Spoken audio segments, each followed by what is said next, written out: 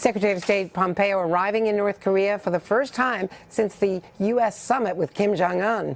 Even as President Trump was defiant in the face of criticism that he is a pushover for the world's strongman, both Vladimir Putin and the North Korean leader.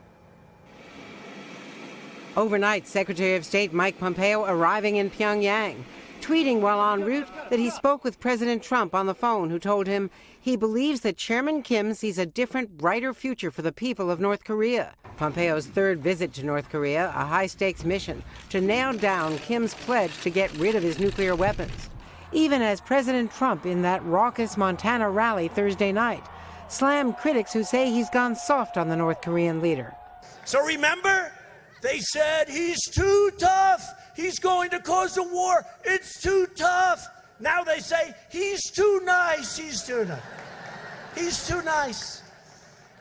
I got along very well with Chairman Kim. I got along very well. That's a good thing. The president also attacking critics of his outreach to Vladimir Putin ahead of their meeting 10 days from now. But they're going, will President Trump be prepared? You know, President Putin is KGB and this and that.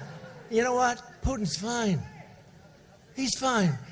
We're all fine. We're people. Will I be prepared? Totally prepared. I've been preparing for this stuff my whole life.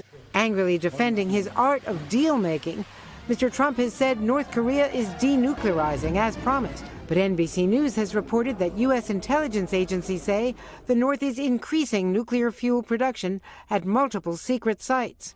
The president also claiming Pyongyang has already returned the remains of 200 American soldiers from the Korean War. We got back our great fallen heroes, the remains. In fact, today already 200 have been sent back. But in fact, no remains have been returned yet. Pompeo is hoping Kim Jong Un will deliver on that promise today. Meanwhile, there are Korean press reports that Pompeo is bringing Kim Jong Un a letter from President Trump, plus a CD of Elton John's Rocket Man. The nickname, of course, that the president had for Kim when Mr. Trump was still attacking the North Korean leader last year. Asked about that today, Pompeo just laughed, but he did not deny it, so we'll have to see. We will indeed.